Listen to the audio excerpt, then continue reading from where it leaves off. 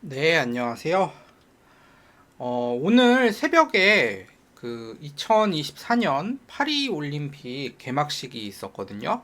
그래서 저도 보느라고 밤을 샜는데, 그래서 오늘은 올림픽 성화의 역사에 대해서 간단히 알아보고, 성화의 역사에 대해서는 뭐 그렇게 막 중요하지 않으니까, 중요하긴 한데, 이제 제 채널에서는 중요한 게 아니니까. 그리고 이번 파리 올림픽 성화대인 그 열기구 모양 성화대 있죠. 그거 원리하고 이제 성화 봉송 장소인 틸트리 정원이래요. 거기가. 그래서 거기에 이제 그 열기구 모양 성화대가 설치가 됐는데 거기에 대해서 이제 알아보는 시간을 가지도록 하겠습니다. 일단 성화가 뭐냐? 성화. 성화. 불이죠, 불. 불인데 이렇게 돼 있는 불이 있겠죠, 이제. 얘를 이제 뭐 이렇게 오목한 그릇이나 뭐 아니면은 뭐 요새는 좀 모양이 되게 바뀌었던데 막 되게 막 이렇게 뭐 이렇게 돼 있어가지고 막 휘리릭 하면서 이렇게 여기 끝에 이렇게 불이 붙는 경우도 있고 뭐 약간 이런 식으로 생긴 것도 있고 이렇게 돼 있는 것도 있고 그 뭐지 막 엄청 여러 개짜리 돼 있는 게 이렇게 다발로 돼 있어가지고 막 이렇게 묶여 있는 것도 있죠. 그래서 아무튼 이 성화를 이제 그 운반을 해야 되는데 왜 운반을 해야 되냐 이 성화가 뭐길래 그래서 조사를 해봤는데요. 성화는 이제 올림픽 경기장 근처에다가 이제 올림픽 기간 내내 불을 피우는 거고요. 이제 뭐 아시안 게임이라든가 뭐 뭐지 전국체전에서도 심지어 성화를 사용을 해서 뭔가를 하더라고요. 그래서 아무튼 그렇고요. 이게 조사를 해보니까 이게 올림픽이라는 게 그 아주 오래전 고대에서부터 이제 이루어졌나 봐요. 그래서 그 고대 올림픽은 그리스에서 개최가 됐다고 해요. 그래서 그리스에서는 올림픽 기간 내내 그 제우스 재단인가? 거기에다가 이제 불을 피웠다는 기록이 있대요. 그래가지고 그 기록을 따라서 1928년에 암스테르담 올림픽 암스테르담이 어디지? 네덜란드인가요? 그 올림픽에서부터 이제 경기장에다 불을 피웠고 그 성화봉송은 이렇게 그 당연히 아시겠지만은 그 횃불 이렇게 들고 다음 사람한테 넘기는 거죠. 그래서 그거를 하게 된 거는 그 그리스 신전에서부터 이제 그 불을 받아가지고 이제 성화 봉송을 해서 전달해가지고 결국에는 성화대에다가 불을 붙이는데 그거는 이제 1936년인 베를린 올림픽부터 됐다고 합니다. 그래서 이거를 뭐 아무 불이나 이렇게 옮긴다고 해서 옮겨 붙는 게 아니래요. 그래서 그냥 생각해 보면은 그냥 불 피워서 그냥 여기다 하면은 굳이 뭐하러 이렇게 이동까지 하면서 그러느냐 하지만은 이제 뭐 의미가 있는 거죠. 그래서 이제 성화는 아무 불이나 피워서 하는 게 아니라 그 채화라는 과정을 거쳐서 불을 채집하다. 그런 과정을 거쳐서 이제 성화 그 불꽃이 이제 만들어집니다.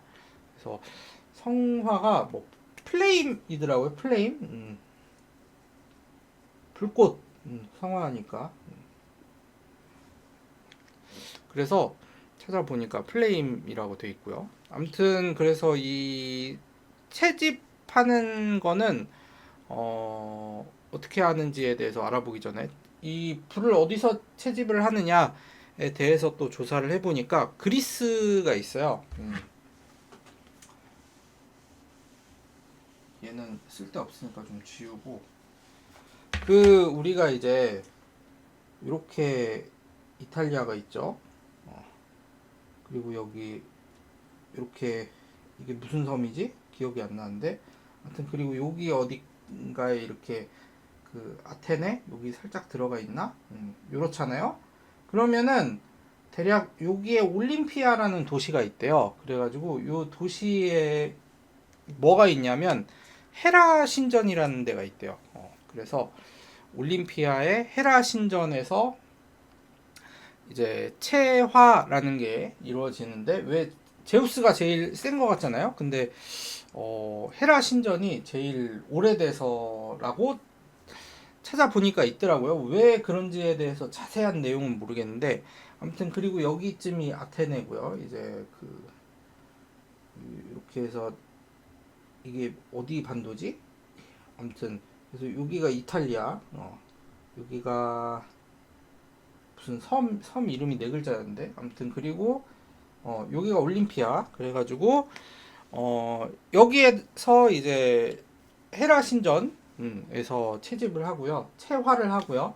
이 채화는 제가 어떻게 이루어지는지 인터넷에 찾아보니까 이렇게 오목한 거울이 있더라고요. 그러니까 밥그릇보다 조금 더 큰 거, 그 한 세숫대야처럼 생긴 거가 있는데 그게 이제 오목 거울이에요. 그래서 안쪽이 되게 금속으로 돼 있어요. 그러면은 여기 뭐 이쪽에서 햇빛을 받으면은 이제 그 포물선 원리에 의해서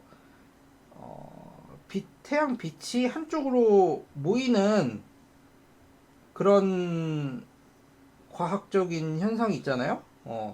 그래서 여기에다가 이제 뭘 갖다 대냐면은 은으로 만든 성화봉이 따로 있어요. 우리가 이제 성화봉이 이렇게 저기 뭐지? 이렇게 돼 있어서 이렇게 그냥 횃불처럼 이렇게 돼 있는 게 아니라 얘는 여기서부터 채화를 할 때는 은으로 된 걸로 꼭 해야 된대요. 나도 왠지는 모르겠어. 뭔가 역사적으로 전통이 있는 거니까 그렇게 하겠죠. 그래서 거기다가 불을 붙이는데 어쨌든 우리가 이제 그 돋보기 있죠. 돋보기에다가 이렇게 갖다 대가지고 태양빛 모아서 저 뭐지? 이렇게 그 볼록 렌즈에다가 이렇게 모아가지고 여기서 이제 그 종이 같은 거 검은색 종이 갖다 대면은 여기서 이제 연기 올라서 이제 불 피우는 거 같이 얘도 똑같은 원리예요. 여기다가 빛을 모아가지고 하는 건데 이 검은색 종이는 또 뭐냐면은 필름 조각이래요. 카메라 필름 조각이라고 돼 있는데 그 번역이 잘못돼서 그런가? 아무튼 검은색 뭔가 그 필름 조각이라고 제가 이게 구글 번역기를 돌려서 그런 건지 모르겠는데 아무튼 검은색 요거 종이를 갖다가 이렇게 대면은 여기서 불이 붙는다고 합니다. 그 다음에 이제 점화되면은 이제 전달을 하는 거죠. 굳이 이거를 그 오목 거울을 쓰는 이유는 뭔가 있어 보이려고 뭐 약간 그 자연인 태양으로부터 그 불을 채집해 왔다 라이터 같은 걸 쓴 게 아니라 뭐 그런 의미가 있다고 하네요. 그래서 뭐 순수성 그런 걸 의미했다고 하고요. 그 다음에 만약에 날씨가 안 좋다 그러면은 햇빛이 이게 안 모이잖아요. 그 불이 안 붙을 거 아니에요.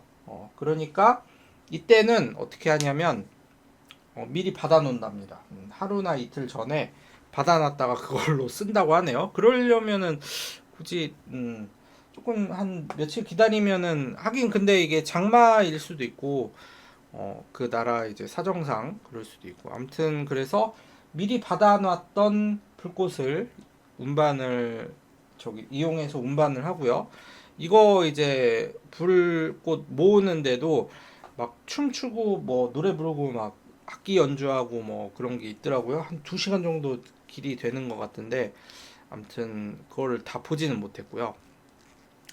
그래서 요 체화된 올림픽 성화 요거는 이제 그 이렇게 운반을 하잖아요. 근데 그 운반을 하다가 꺼질 수가 있잖아요. 그런 거를 대비하기 위해서 안에다가 이제 연료를 넣는데 뭐 가스 같은 거 LPG라든가 여기 뭐라고 돼 있지? 아무튼 연료를 이렇게 넣어야 돼.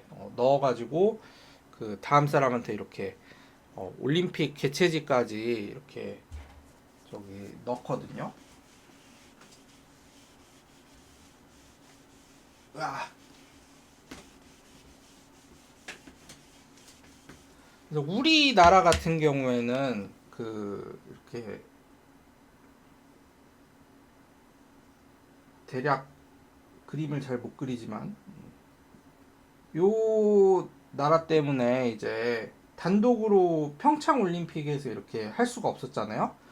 그럼 이제 아테네에서 이렇게 공수를 해서 인천까지 갔다가 뭐 제주도로 갔다가 뭐 이렇게 왔다 갔다 하면서 이렇게 그 성화 봉송을 하더라고요. 막 각 도시를 지나면서 이렇게 하고 저기 어디지? 그 88 올림픽 때는 이게 경로가 다 나와 있는데 무슨 그러니까 올림피아에서 아테네까지 이동을 한 다음에 아테네에서 방콕까지 이동을 해요. 방콕 태국에 있는 방콕 거기서 이제 우리나라 제주도까지 이동을 한 다음에 여기서부터 이렇게 어떻게 해서 이제 서울까지 오겠죠. 그래서 아무튼 요렇고 이번에는 이번에도 똑같겠죠. 그 꼭 저기 육로로만 운송을 해야 된다는 법은 없더라. 비행기로도 할 수 있고 이제 그 배로도 운반을 하더라. 그리고 심지어는 자동차나 그 뭐죠? 오토바이 같은 걸로도 한 기록이 있더라고요. 그래서 이렇게 한 다음에 이제 개회식 때 막 다 행사하고 뭐 춤하고 뭐 이런 거 다 보여줄 거 보여준 다음에 맨 마지막 하이라이트로 이제 그 나라의 약간 올림픽과 관련된 대표적인 인사 사람이라든가 그런 사람을 모아가지고 이제 점화를 하게 된다고 하네요. 우리나라는 옛날에 88 올림픽 영상을 보니까 세 명이서 이렇게 같은 거를 들고서 이렇게 플랫폼 같은 게 있으면 걔가 쭉 올라가지고 이제 거기다가 이제 불을 붙이면은 이제 비둘기가 이렇게 불에 타 죽고 그런 영상을 봤었는데 아무튼 그렇게 점화가 되면은 이게 이렇게 점화가 될 거 아니에요? 이게 이렇게 불이 붙는데 그 행사 도중에 끝나면 안 되잖아요.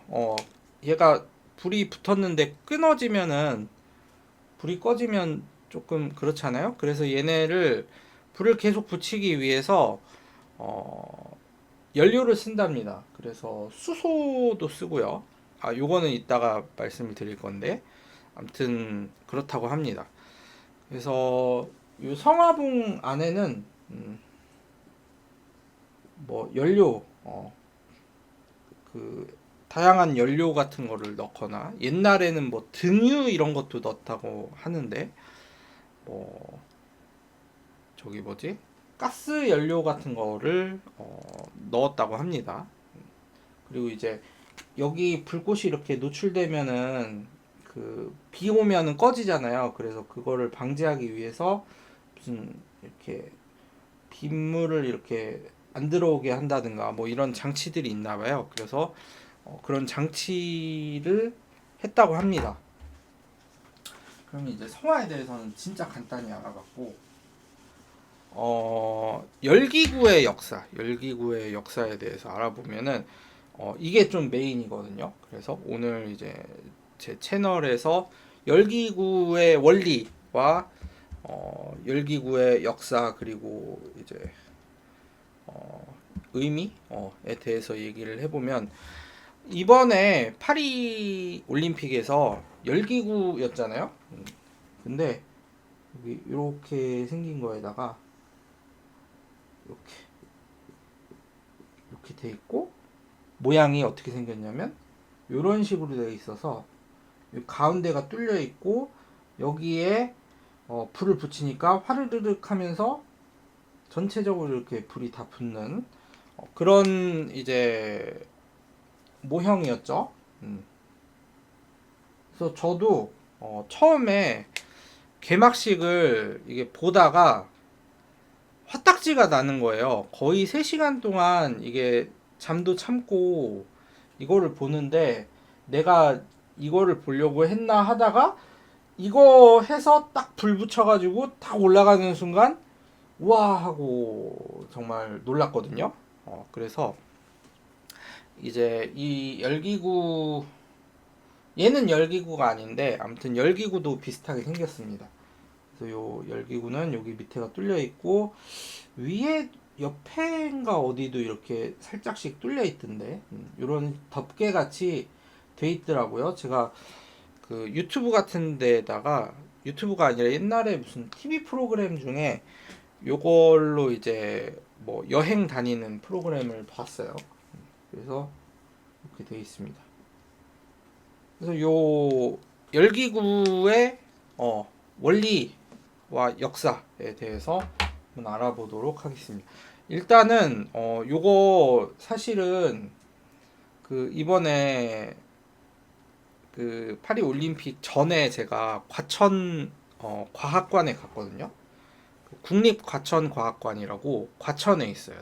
대공원역에 있는데 6번 출구로 나가면 있거든요. 그래서 그쪽으로 나가서 그 이제 다양한 그 과학 관련 박물관이에요. 말하자면은 박물관인데 거기서 이제 비행의 역사 뭐 이런 거를 설명을 하는데 거기에 이제 그 열기구 관련 내용이 있더라고요. 그래가지고 그거 내용을 좀 보고 이제 오늘 새벽에 딱 그거를 보니까 이거에 대해서 좀 다뤄야겠다라고 생각을 했거든요.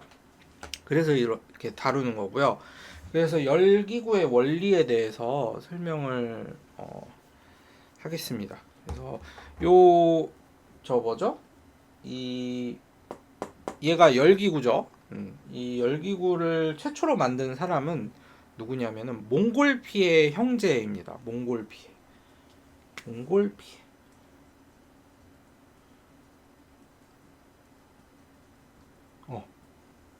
요 사람이었거든요. 근데 요 사람이 사람이 아닙니다. 사람은 사람인데 그러니까 두 명입니다. 두 명. 그 발명은 한 사람은 이제 형이고 동생은 약간 서포트를 해준 그런 느낌이고요. 그래서 이 몽골피의 형제가 뭐 하는 사람이었냐면 프랑스 사람입니다. 그 이 사람은 프랑스 사람인데 프랑스에서 종이를 만드는 그런 업자 출신이었는데 뭐 다양한 그런 발명을 했대요. 그래서 무슨 투명한 종이를 만들었다는데 난 이해가 안 가는데 아무튼 뭐 그런 종이도 만들었다고 하고 무슨 그 외에 저기 요새 유튜브 쇼츠에 나오는 거 중에 파키스탄에서 뭐 장비 수리하고 그런 내용이 있거든요. 거기 보면은 최근에 나온 영상 중에서 이제 뭐를 이렇게 들어 올리게 하는 그 유압잭인가? 그거를 이제 그거를 좀 뭐 자동식으로 만들었다? 그런 거를 개발을 했다고 하네요. 그래서 이 사람들이 이제 평소에도 발명에 관심이 많았나 봐요. 그리고 이제 그 중에서 이 두 명 중에 형이 있잖아요. 형 이름이 조세프래요. 조제프.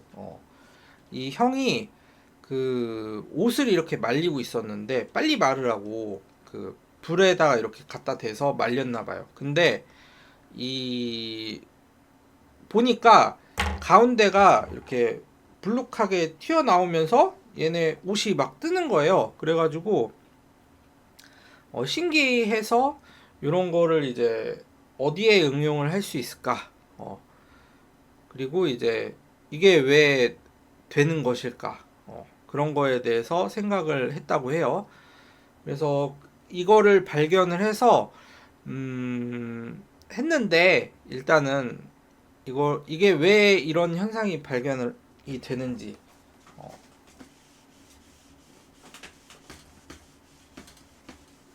그러니까 말하자면은 이렇게 뜨거운 이렇게 장작에다가 옷을 말리고 있었어요. 이렇게 말리고 있는데,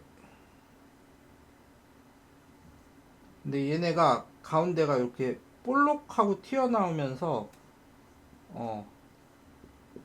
그 옷이 막 저절로 뜨는 거예요. 그래서 요거를 발견을 하고 이제 몽골피의 형이 저기 이게 연기 아무래도 그때는 당시에는 뭔가 아르키메데스 이게 이제 아르키메데스와 관련된 내용이긴 한데 그래도 어쨌든 뭔가가 이렇게 올라오는데 우리가 이게 보이는 게 연기잖아요. 기체는 잘 안 보이니까. 그래서 이 연기가 많으면 여기가 연기가 이렇게 모여가지고 이게 가벼운 거를 이렇게 생성을 하면서 이게 뜰 것이다 라고 생각을 했나 봐요. 그래서 왜 그런지에 대해서 좀 자세하게 생각은 못하고 아무튼 그래서 이걸 태웠을 때 이 연기가 뭔가 특수한 기체? 라고 생각을 했나 봐요. 그래서 이게 불을 피울 때 연기가 많이 나잖아요. 그래가지고 그게 그 연기에 의해서 뭔가 옷을 띄우게 한다. 그렇게 생각을 해가지고 이 잘못된 생각 때문에 이 사람들이 이 연기가 많이 나오게 하는 뭐 지피나 그 이제 집불로 그런 거 뭐 고기 같은 거 구우면은 연기가 엄청 많이 나거든요. 그런 거라든가 아니면은 양모? 양모도 태우면은 연기가 많이 나나 봐요. 그래서 요거를 사용을 했다고 합니다. 그래서 이거에 좀 많이 집착을 해가지고 결국에는 뭐 어쨌든 무슨 자귀 같은 것도 받기는 했는데 막 그렇게 상용화는 조금 멀었다. 아무튼 그렇고요. 그래서 이렇게 열기구를 만들었는데 열기구를 또 그려봅시다. 아무튼 개발을 이렇게 착안을 해서 개발을 했고 이 몽골피에라는 사람이 이따만한 걸로 열기구를 만들어냅니다. 처음엔 이거보다 작았는데 나중에는 이렇게 됩니다. 그래서 요걸로 이제 열기구를 만들었는데 올라갔대요. 그래서 2km 상공 2km 2000m까지 올려버렸대요. 그래가지고 이것 때문에 유명해졌다고 합니다. 2000km를 어떻게 쟀는지 모르겠는데 아무튼 여기다 뭐 밧줄을 냈겠죠. 그래서 2kg짜리 밧줄을 이렇게 묶어놨다든가 그래가지고 요것 때문에 이제 유명해졌다고 합니다. 그래가지고 루이 18세 루이 18세 16세인가 18세야 16세 18세는 아니고 루이 16세 여기 왕이 있어. 그 왕이 있으면은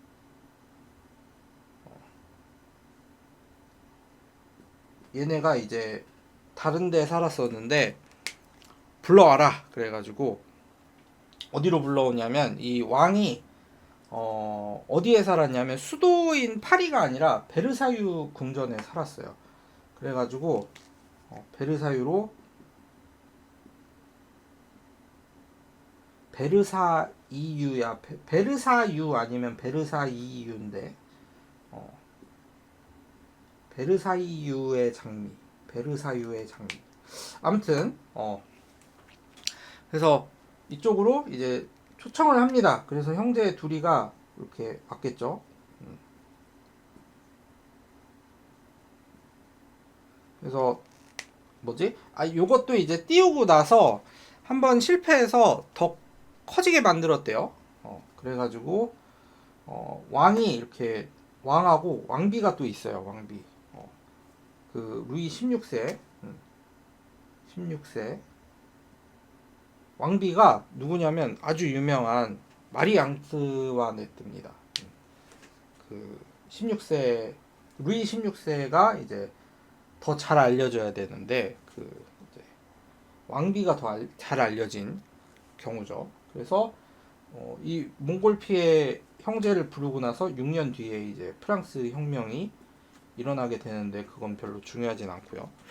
어쨌든 그래서 이 베르사유 궁전으로 초청을 해가지고 이거 그대로 해봐 했는데 이제 사람을 태워서 어쨌든 사람이 비행을 하는 게 궁극적인 목적이잖아요. 그래서 사람 누구 한 명 데리고 한번 넣어보자 그래가지고 사형수 죽기 직전에 사형수를 넣는 게 어떨까라고 생각을 했다고 합니다. 제안을 했다고 하네요. 근데 이 사람들은 그래도 사람이니까 죽이기는 조금 그렇잖아요. 이렇게 해서 죽여도 어쨌든 사형당해서 죽어도 죽는 건 죽는 건데 어쨌든 그래서 그 대신에 이제 닭을 닭이 어떻게 생겼죠? 이렇게 생겼나요? 닭하고 이렇게 양하고 그다음 또 뭐 넣었다 그랬지? 소는 무거워서 못 넣었을 테고 양도 좀 무겁긴 한데 아무튼 한 세 가지 거위였나? 무슨 동물들을 좀 뭐 이렇게 넣어봤대요. 넣어서 이렇게 띄우게 시켰대요.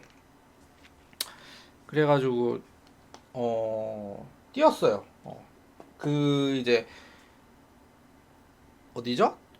러시아인가요? 러시아도 소련 시절 때 그 원숭이 태워가지고 러시아였나 미국이었나 아무튼 그 우주선에 태워서 우주로 보내버린 적 있잖아요. 그것처럼 얘네도 이제 그렇게 해본 거지. 왜냐면은 그 당시에는 우주 밖에는 그러니까 저도 이제 공상 과학 소설 같은 거를 읽어서 약간 짬뽕이 됐는지 모르겠는데 우주에는 에테르라는 물질이 있다. 그래가지고 이거는 사람이 살지 못한다. 라는 그런 개념이 있었는데 그거는 1900년대 얘기고 그 이전에도 이 우주 밖에 사람이 이렇게 살면은 어떻게 될지 모른다. 되게 해로울 것이다라고 생각을 했었나 봐요. 그래가지고 어쨌든 에테르 얘기는 잊어버리시고 그래서 이게 사람을 넣기가 좀 그런 거예요. 그리고 그 이 몽골피의 이 형제들이 형이 테스트를 하다가 한 20m 정도 올라갔다고 해요. 저도 이게 정확한지는 모르겠는데 아무튼 그거 말고는 직접 타서 올라가 볼 생각을 못 하는 거예요. 무서우니까. 그래가지고 일단 닭하고 뭐 이런 애들을 태웁니다. 처음에 아마 했던 게 5월이고 사람까지 한 게 11월일 거예요. 그러면은 한 6개월 정도 걸린 거네요. 어쨌든 그래서 얘네들 성공을 했어요. 그러니까 지금 생각으로는 우리가 그 아예 대기권 성층권 정도까지 가면은 공기가 희박해지고 온도가 낮아지니까 사람이 죽을 수 있지만은 근데 이때는 물론 그렇지만 이제 그렇게까지는 생각을 못했던 모양이에요. 아무튼 그래서 성공을 했습니다. 그리고 이제 사람을 또 이제 어쨌든 얘네들이 살았으니까 진짜 사람 넣어 그래가지고 사람을 넣었답니다. 누구냐면은 드로지에라는 물리학자가 있대요. 그리고 친구가 로랑이라는 사람이 있대요. 그래서 사람 둘을 이렇게 넣어버립니다. 근데 이때도 아까 연료 관련해서 얘기를 했다고 했지만은 그 뭐죠? 집이나 이제 양모 같은 거를 태웠을 거 아니에요. 그래서 얘는 이렇게 이동을 시켜가지고 성공을 했대요. 유인 비행을 성공을 했는데 이거를 이제 비행이라고 할 것이냐에 대해서는 이제 그 조절을 할 수 있는 게 없잖아요. 요새 같은 경우에는 어떻게 조절을 하냐면 그 토치 여기 아래쪽에 토치 같은 게 있어요. 그 프로판 가스로 돼 있는 거. 그래서 얘네를 약간 돌려가지고 이렇게 이 방향으로 갈지 이 방향으로 갈지. 그리고 이제 내려가려면은 여기 밑에 옆에 뭐 모래주머니 같은 게 있어서 모래주머니는 상관없구나. 어쨌든 올라가려면 모래주머니를 버리는 건가? 어쨌든 이거를 끄면은 얘가 저기 천천히 내려갈 거 아니에요. 살짝씩 이렇게 온도를 그 조절시켜 가면서 천천히 내려오는 거죠. 갑자기 이거를 불을 꺼버리면은 이제 떨어져서 죽으니까 어쨌든 그렇고요. 이런 식으로 해서 이제 유인 비행에 성공을 했다고 합니다. 그래서 그 다음 얘기를 하기 전에 이제 열 기구의 원리에 대해서 설명을 하려고 하면은 이제 아까 불을 피워가지고 특수한 그 몽골 피해 몽골 아까 몽골리에였어 몽골 피해 몽골 피해 형제가 형이 생각했던 그 특수한 기체는 없고요. 그리고 이제 기체 자체에 이제 열을 가하면은 그 특이한 성질을 갖습니다. 그래서 어떤 성질이냐, 고 이제 물어보신다면은 이게 나중에 샤를의 법칙으로 증명이 됐는데 뭐냐면은 기체에 열을 가해요. 이렇게 열을 가하면은 그 열 에너지를 받겠죠. 그러면은 얘네들이 운동을 막 해요. 기존의 온도보다 더 높은 온도를 받으면은 더 많은 운동을 한다. 활발하게 한다. 그러면은 더 많은 그 얘네가 이렇게 퍽퍽퍽퍽 이렇게 뚫고 나오려고 하겠죠. 그 운동 그러니까 열 에너지가 기체 운동 에너지로 변환이 되면은 막 다 뚫고 나오려고 하는 그런 팽창을 하려는 성질을 가져요. 그래가지고 분자 운동이 활발해지면은 이제 팽창이 되니까 공기 사이에 그 공기 분자 사이에 거리가 멀어지게 되죠. 그러면은 이제 그 부피가 팽창을 하게 되고 그게 증가를 하면 이제 밀도가 감소를 하게 됩니다. 이 밀도가 감소를 하게 된다는 의미는 다른 것들이 있으면은 우리가 고체하고 다르게 생각해야 되는 게 액체를 보시면은 밀도가 높은 애들 예를 들면은 기름은 물에 뜨고 물 위에 뜨고 물은 기름 아래로 가라앉잖아요. 그거하고 똑같이 생각을 하시면 됩니다. 이 대기 중에 공기가 밀집되어 있는 공기하고 이렇게 띄엄띄엄 있는 공기하고 그 밀도가 다릅니다. 그러면은 밀도가 낮으면은 위로 올라가죠. 그 물하고 기름층 사이의 관계를 보면은 그거 똑같은데 그래서 얘네가 이제 위로 올라가려고 합니다. 그래서 이게 약간 부력의 원리거든요. 그래서 지금 그 부력이 뭔지에 대해서 설명을 하려고 했는데 이것까지 설명을 하면은 엄청 길 것 같아가지고 그냥 스킵을 하겠습니다. 나중에 설명을 드리고 그래서 아무튼 이 가열을 하면은 공기가 계속 이렇게 희박하게 되는 현상이 발생을 하고 그러면 즉 밀도가 낮아진다는 것이죠.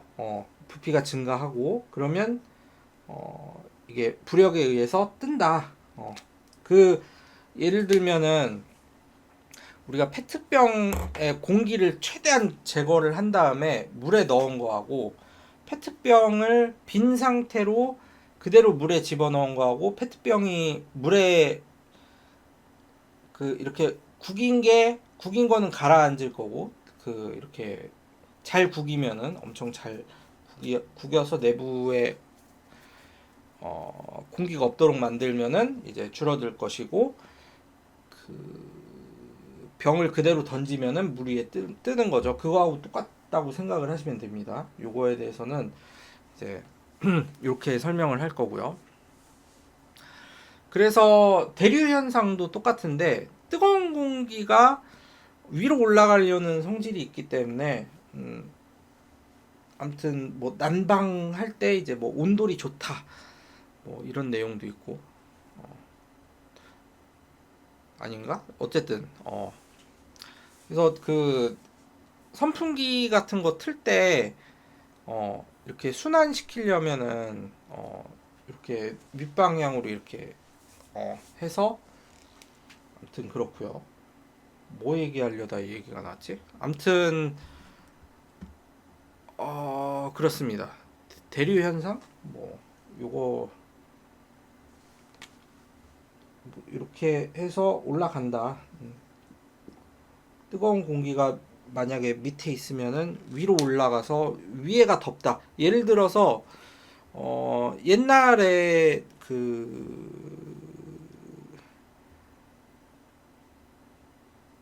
친척 집이 있었는데 그 집이 2층이었어요. 근데 1층은 시원해. 근데 2층만 올라가면 여름에 그렇게 더울 수가 없어요. 그런 느낌인 거예요, 약간.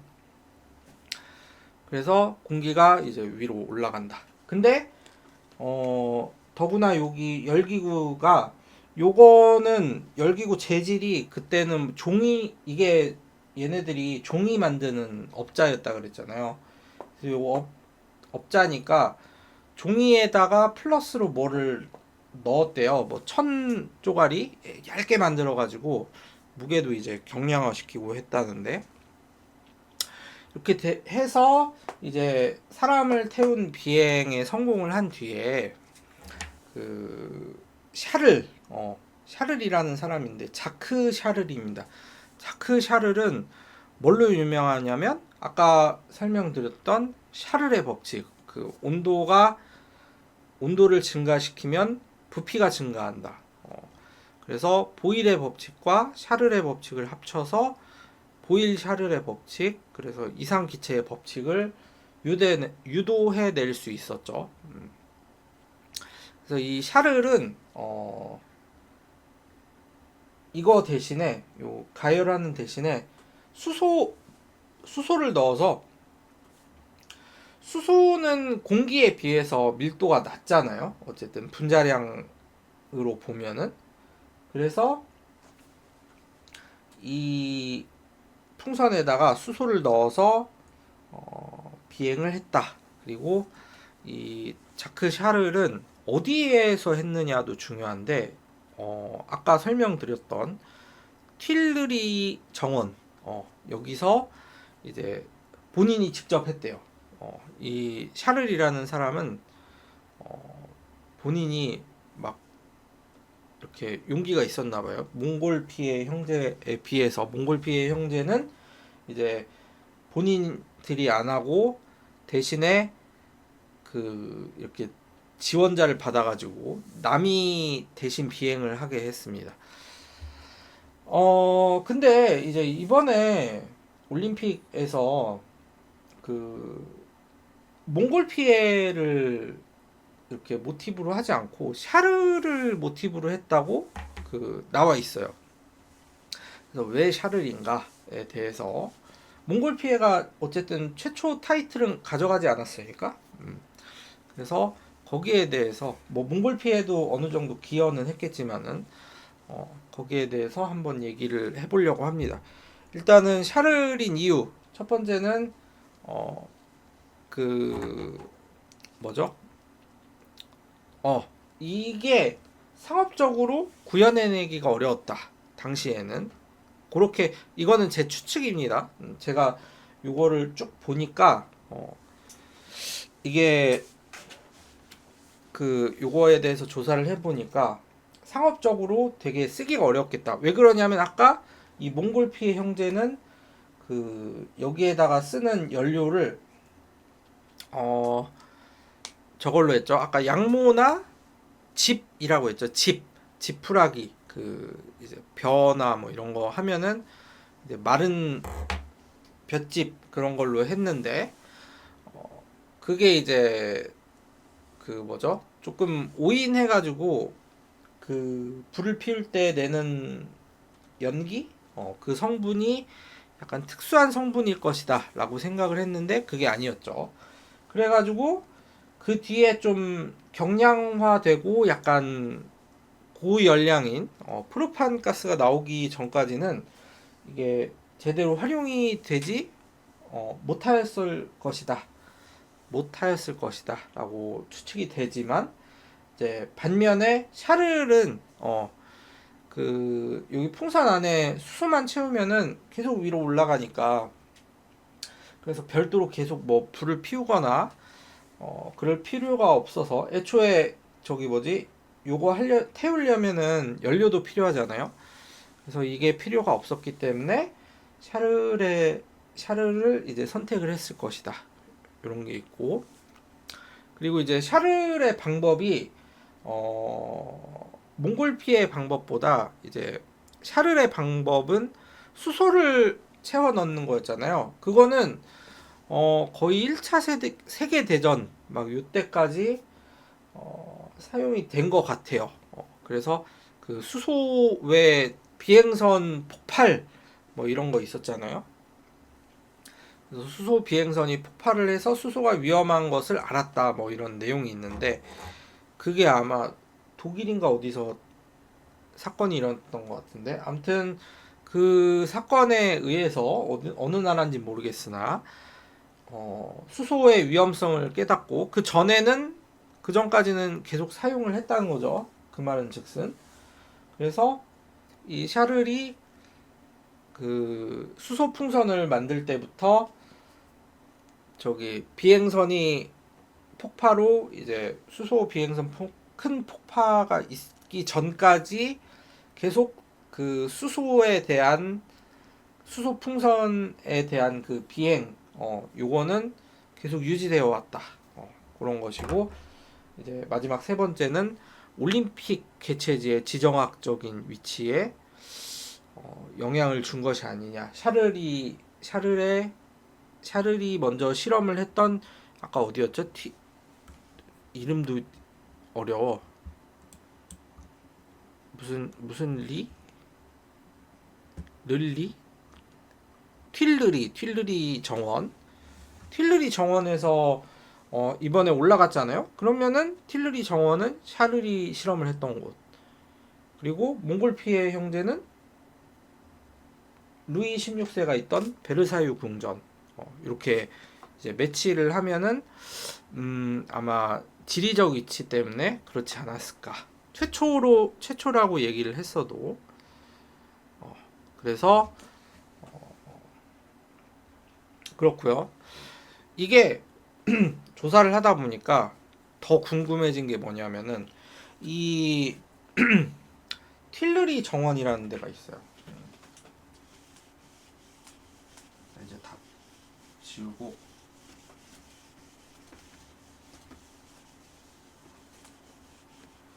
이름이 뭐냐면 틸르리 정원.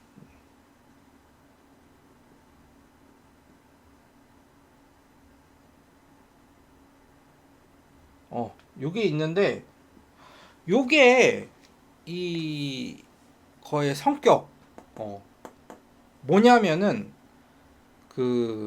왕이 있는데 왕이 죽었을 때 이제 어떤 왕이 있어.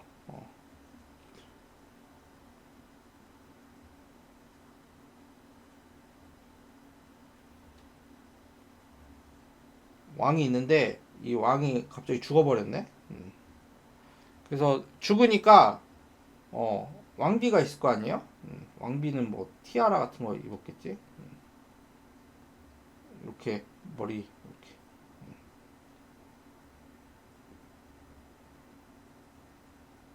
이 왕비가 이제 궁전을 짓자라고 생각을 한 거예요. 그래서 어디에 짓지? 생각을 하다 보니까 루브르 박물관이 옛날에는 궁이었대요. 궁전. 그래가지고 근처에 틸르리 궁을 짓기로 합니다. 틸르리 궁.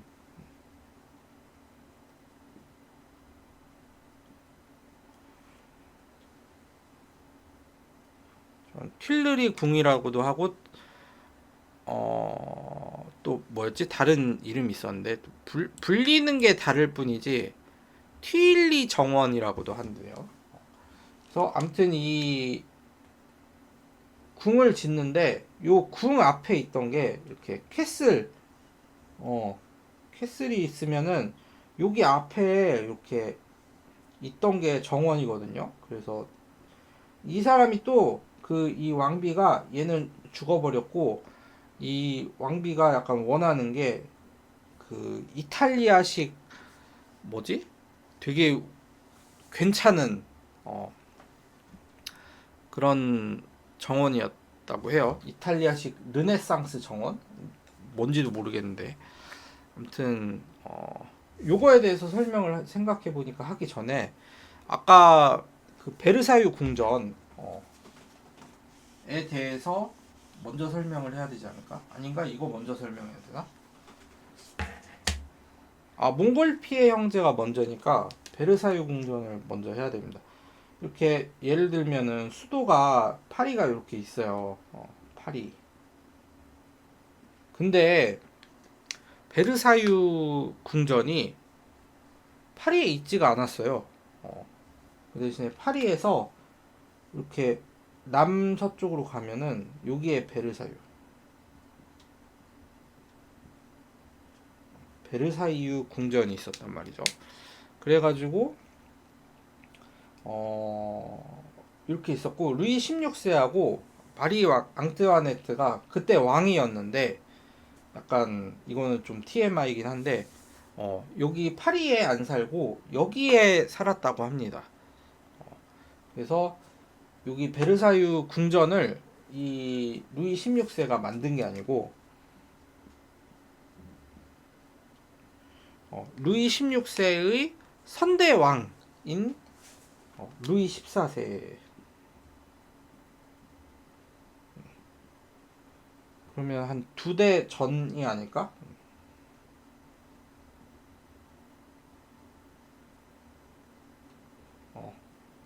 옛날에 그 만화 중에 베르사유의 장미? 그런 만화가 있어가지고 그 뭐지? 그 마리 앙투아네트가 뭐지? 뭐 목걸이를 누가 막 저기 앙투아네트가 샀다고 하고 막 저기 모함해가지고 이렇게 하고 그런 만화 내용이 있었거든요. 거기 막 되게 멋진 그 약간 근위 대장 같은 뭐 그런 내용인데 그 내용은 아무튼 안 중요한데 요 그 만화도 엄청 오래됐는데 아무튼 이 루이 14세가 있었거든요. 근데 이 사람이 태양왕이라고 했나? 별명이 뭐였지? 아무튼 되게 그 유명한 사람이었나 봐. 근데 제가 알기로는 이 사람이 되게 약간 그 더러웠다고 해야 되나? 약간 뭔가 위생이 별로 안 좋았다고 얘기를 듣긴 한 것 같은데 어쨌든 간에 저도 확실하진 않아요. 그래서 이 사람이 그 여기에 지은 거예요. 여기에 지었는데 이 사람도 여기에 원래 지으려고 할 생각은 크게는 없었는데 이 사람의 루이 13세라는 사람이 있어 또 정확히는 모르겠는데 아무튼 이 사람이 맞나? 이 사람이 여기에다가 그 별장을 하나를 지은 거예요.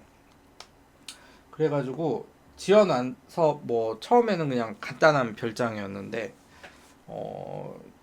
이게 그 파리에 있는 그 귀족들이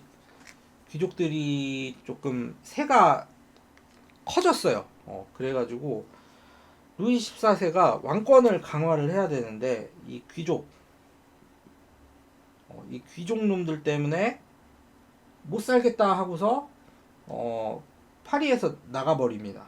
파리에서 나가서 베르사유로 이제 가가지고 야 여기 저기 이 루이 13세가 만든 궁전이 있으니까 이거를 성을 더 넓혀 많이 넓혀 뭐 이렇게 얘기했나 보죠. 그리고 막 화려하고 다 웅장하게 해서 저기 뭐지 궁궐 같은 거를 완전히 저기 완벽하게 만들어 버려 막 이렇게 얘기를 했단 말이죠. 약간 이게 어떤 느낌이냐면 그 왕건이 있으면은 우리나라 이제 고구려 후삼국 시대에 왕건 있죠. 왕건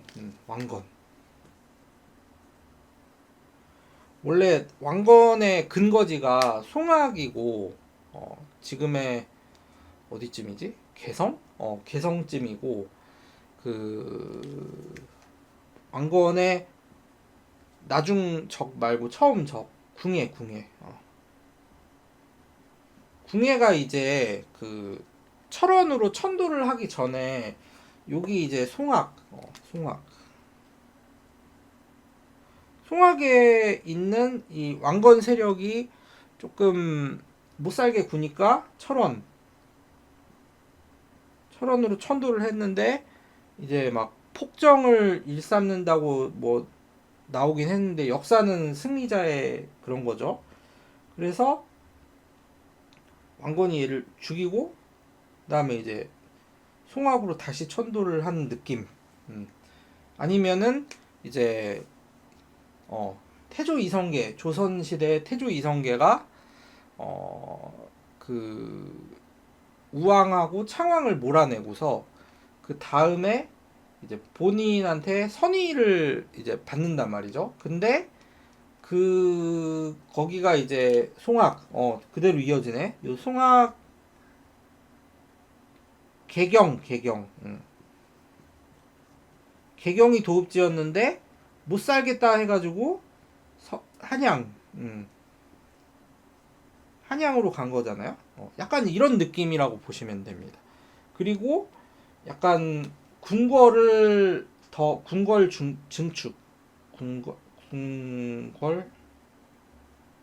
증축 궁궐 증축은 약간 우리나라의 흥선대원군 흥선대원군 약간 왕권 강화하려고 막 경복궁 세우고 막 당백전 만들고 약간 그런 느낌이죠. 그래서 딱 저런 느낌이에요. 그래서 22km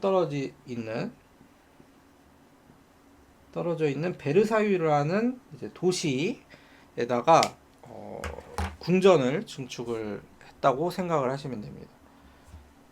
그래서 여기서 이제 최초의 몽골 피해가 이제 저기 열기구를 띄우고요. 이게 여기가 이제 파리에 있는 궁전이 이제 그 이름이 뭐였죠? 아까 틸르리 궁전 틸르리 정원에서 이제 실험을 한 게 샤를이다.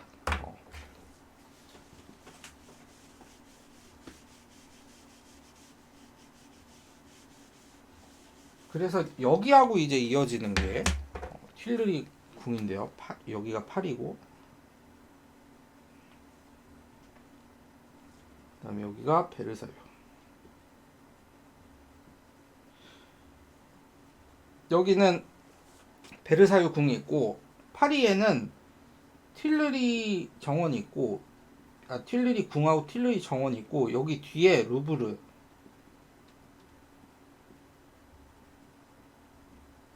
그 다음에 여기가 무슨 광장이라고 들었던 것 같은데 이거 엄청 유명한 광장이래요. 뭐 이런 식으로 이제 구성이 돼 있대요. 근데 이 샤를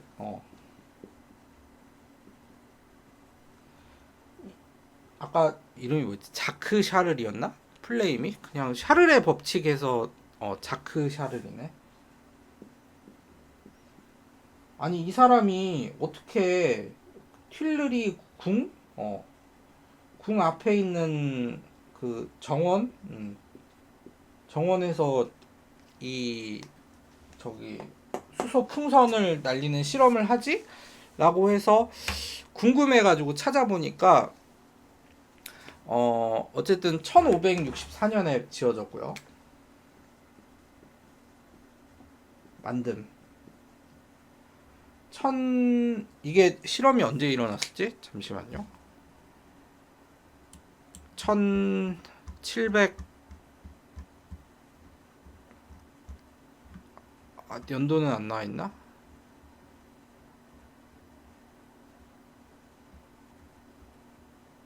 연도는 조사를 안 해놨네. 나중에 나오나? 안 나오네요. 아무튼 1564년에 만들었고요. 1600 여기 나오는구나. 1667년에 시민한테 공개를 해버렸네. 이게 약간 어떤 느낌이냐면 청와대를 이렇게 여러분들이 방문하세요 약간 그런 느낌인 것 같아요. 그래서 공개를 해버렸어요. 근데 그래서 이 사람이 실험을 여기 틸르리 궁전 앞에 있는 틸르리 정원에서 할 수 있었던 거더라고요. 그리고 여기는 나중에 이제 그 마리 앙뜨와네트하고 누구죠? 아까 루이 16세가 이제 프랑스 대혁명 이후에 여기 저기 뭐죠? 베르사유에서 이제 탈출을 하려고 그래요. 그래서 원래 그 누구였지? 누구더라? 마리 앙뜨와네트의 어머니가 그 옆 동네 여왕이었어요. 그래가지고 근데 이게 제가 만화로만 봤는데 이게 역사적 사실하고 연결이 되는지 모르겠네. 어쨌든 그 만화에서는 이제 그 옆 동네 여왕이라서 약간 그쪽으로 피신을 하려다가 잡혀버려요. 국경에서. 그래가지고 이거하고 이제 연결을 지으면 여기에 이제 유폐가 됐다가 이제 죽어버린다. 단두대에 목이 잘려서 죽어버린다라는 거고요. 아무튼 이 사람이 실험을 가능하게 했던 게 이 1667년에 시민한테 공개가 됐고, 실험을 이 사람이 언제 했냐면 1783년. 그래도 100년 이상 이 갭이 생기네요. 그래서 1783년에 12월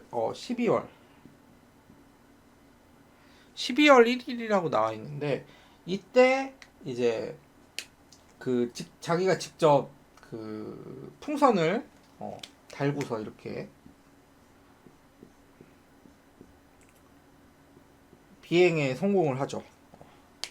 근데 아쉽게도 10일 전에 이 루브르 박물관 말고 베르사유 궁전에서 몽골피의 형제가 사람을 날려버리는 데를 성공을 했다 라는 것이고요. 그래서 이제 이번 파리 올림픽이 파리에서 대부분 이루어지잖아요. 이게 올림픽 경기가. 그래가지고 여기에 놓기도 어렵고 아까 설명했듯이 이제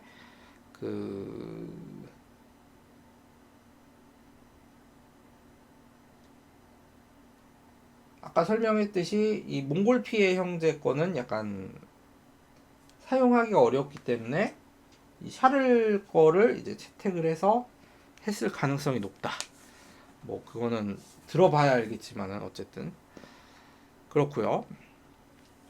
그리고 또 특이한 게 뭐냐면은 요 정원에 이 시민한테 공개를 했다 그러잖아요. 근데 시민도 약간 여기도 이때도 시민은 시민인데 계급이 이제 이때 1783년이 그 프랑스 대혁명 6년 전이었다 그랬잖아요. 그러면 아직도 그 계급 사회는 있는 거예요. 이때 이제 시민한테 공개라고 하면 노예는 안 됐나 봐. 노예가 아니라 거지 하인 군인은 제외를 하고 나머지 계층한테 공개를 했다고 하네요. 아무튼 그렇고요. 이렇게 해서 역사 얘기는 그만하겠습니다. 그래서 오늘 조금 이제 보면서 외국 사이트도 뒤져보면서 찾아봤는데 오늘 보니까 이렇게 돼 있는 거에 이렇게 연결돼 있고 여기에 이렇게 링 같은 게 있고 가운데 뚫려 있고 이렇게 돼 있고 이렇게 이런 모양이잖아요. 근데 얘네가 떠 있네. 얘네가 이렇게 떠 있네. 그래서 여기 막 저기 불 붙여 놓고 그러면은 이 성화가 기존에는 그 연료 그러니까 얘네를 떼려면은 결국에는 이 연소 반응이라는 게 저기 뭐냐 CX HX 플러스 O2 이거를 H2O 플러스 CO2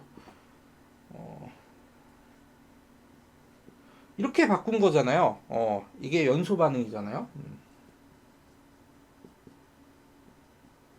어쨌든 이걸 시키려면은 산소는 21% 대기 중에 있는데 얘는 어떻게 할 거냐 라는 이제 의문이 있죠. 그래서 요거를 이제 띄우는 걸 보면서 이게 어떻게 그 연료 공급이 될까 이걸 찾아봤습니다. 예전에는 어떻게 했었냐면요.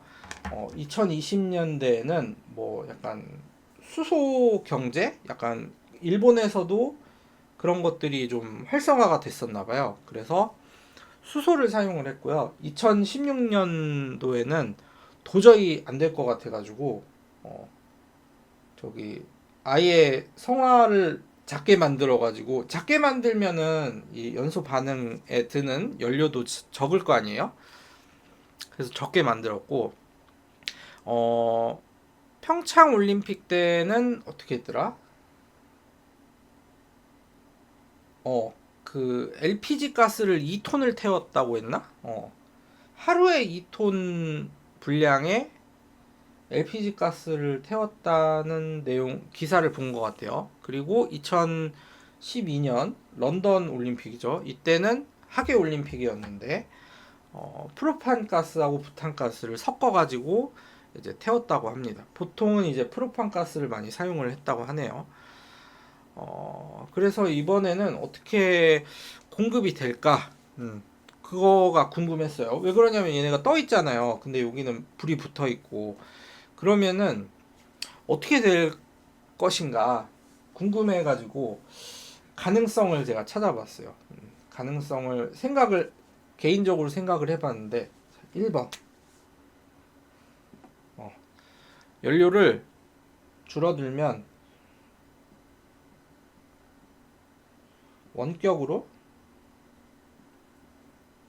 탐지해서 급유 뭐 이렇게 그 지상으로 회수를 해가지고 보충을 한다든지 그런 방법이 있었을 것이라고 생각을 했고 두 번째는 공중 급유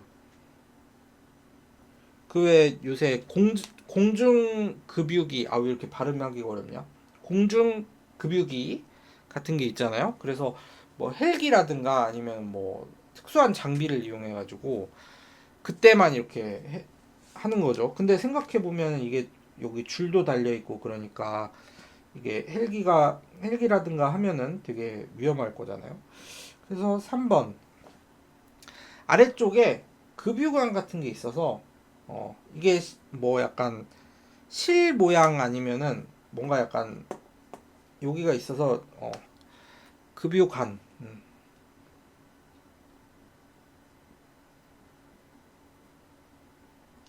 이송할 것이다 이렇게 생각을 했고, 네 번째는 전기분해.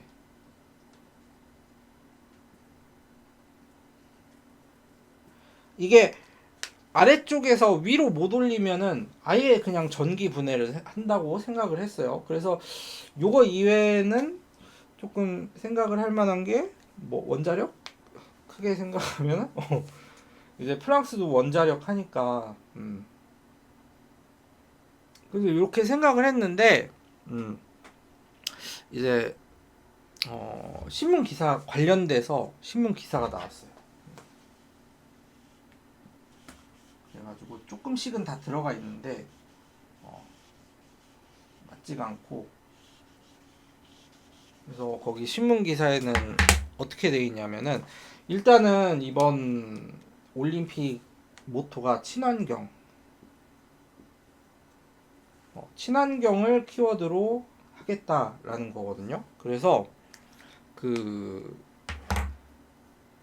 올림픽 거기 여기에서 주는 음식들이 고기가 없대요. 그래서 우리나라 이제 선수들은 그 도시락 같은 걸 챙겨가서 따로 고기를 먹는다고 하더라고요. 그 이제 거기 보니까 고기를 재배하는데 드는 뭐 이산화탄소 양하고 채소를 줬을 때 이산화탄소, 채소 배양할 때 채소를 재배할 때 드는 이산화탄소 양하고 뭐 차이가 나니까 뭐 그런 내용도 있고, 그다음에 뭐 재생 에너지를 활용을 해서 전기를 활용을 해서 이제 경기장을 그렇게 운영을 하거나 아니면은 전기차도 배치를 한다고 해요. 그래서 올림픽에서 쓸데없는 그런 에너지 손실을 줄이고 뭐 쓰레기 같은 경우에도 뭐 재활용할 수 있게끔 그렇게 한다고 하더라고요. 그래가지고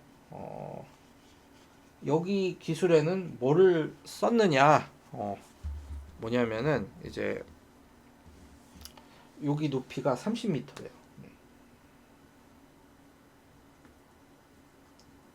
근데 올림픽 성화가 전기하고 물이 공급이 된다고 해요. 아마 이렇게 파이프 같은 거가 있겠죠. 이렇게 플렉시블 돼 있는 플렉시블한 파이프가 있는데 여기로 전기, 물, 이거 전기는 이제 프랑스 국영 회사가 있나 봐요. 이름이 EDF라는 회사인가 봐요. 일렉트릭 데 프랑스? 아무튼 여기서 이제 전기를 대주는데, 이 전기도 보통은 이제 그 화력 발전소나 뭐 그런 데서 하는 게 아니라 재생에너지 전기를 사용을 한다고 하네요. 그리고 뭐 물은 그냥 물이겠죠. 그래서 이걸로 불을 만든다는 거예요. 그래서 전기 분해를 하나? 생각을 했는데 그게 아니라 이제 그 불처럼 보이게 한다고 해요. 그래서 어떻게 하냐면 이게 결국엔 빛이, 불이라는 게 이렇게 빛하고 연기가 나는 거잖아요. 그러니까 이 밑을 까보면 이렇게 도넛 모양으로 돼 있는데 여기다가 LED를 30개를 박아놨대요. 그래가지고 그 불 나는 것처럼 색깔을 번쩍번쩍하게 이렇게 불빛이 나게 이렇게 만들었대요. 그 다음에 그 이제 물은 어디에 쓰이냐? 전기는 LED 가동을 하는데 물은 여기서 이렇게 공급을 해서 미스트를 만든대. 고압으로 이렇게 미스트를 만들면 그 연기도 약간 미스트 같이 이렇게 나잖아요. 그래서 고압으로 이렇게 쏴줘야 된대요. 그렇게 하면은 그 이제 LED로 불이 타오르는 것처럼 보이게 하고 미스트를 생성을 해서 노즐 같은 걸로 이렇게 분사를 하겠죠.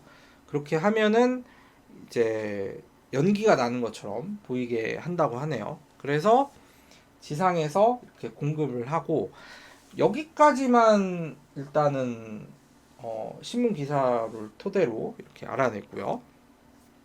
그 다음에 또 2시 되면은 2pm이 되면은